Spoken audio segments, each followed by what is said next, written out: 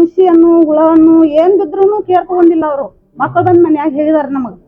ಆದ್ರ ನಾವೇನೋ ಸುಮ್ಮನೆ ಹೋಗ್ಬಾರ್ದು ಸಾಲಿ ನಮ್ಮೂರ್ ಸಾಲಿ ಅಂತ ನಾವು ಸ್ವಲ್ಪ ತಡ್ಕೊಂಡಿದ್ವಿ. ಬ್ಯಾರೆ ಊಟ 20 ಜನ ಹುಡುಗರಿಗೆ ಅಷ್ಟ ಹಾಕ್ಯಾರಂತ್ರಿ ಅವ್ರು. ಉಳ್ಕಿದ್ ಹುಡುಗರಿಗೆ ಹಾಕಿಲ್ಲ. ಪೈಲಾ ಏನ್ ಊಟ ಮಾಡಿದವ್ರಲ್ಲ ಅವ್ ಮೊದಲು ಊಟ ಮಾಡಿದವ್ರು.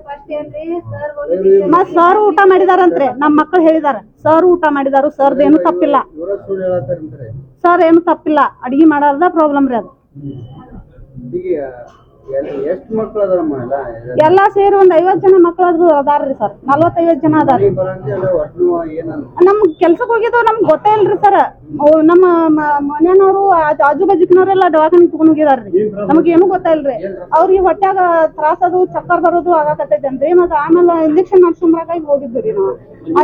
ಅಲ್ಲಿ ಇಂಜೆಕ್ಷನ್ ಮಾಡ್ಸಿದಾಕ್ರಿ ಮತ್ ಜಾಸ್ತಿ ಆತ್ರಿ ಅಲ್ಲಿ ಚಕ್ಕರ್ ಬರೋದು. ಏನೂ ಆಗಿಲ್ಲ. ಏನೂ ಈಗ ಮಕ್ಕಳು ಅಂದ್ರೆ ಎಲ್ಲಾ ಮಕ್ಕಳು ಅಷ್ಟೇ ರೀ. ಅವ್ರಿಗಾದ್ರು ಮಕ್ಕಳ ನಮಗಾದ್ರು ಮಕ್ಕಳ ರೀ. ಅವ್ರು ಸ್ವಲ್ಪ ನಮ್ಗ್ ಗೊತ್ತಾಗೋಕ್ಕಿಂತ ಮುಂಚೆನ ಕೇರ್ ತಗೋಬಹುದಾಗಿತ್ತಲ್ರಿ ಅವ್ರ. ಈಗೇನ್ ಆಂಬುಲೆನ್ಸ್ ಇಲ್ಲೋ ಏನ್ ಸ್ಪೆಷಾಲಿಟಿ ಇಲ್ರಿ ಈಗ.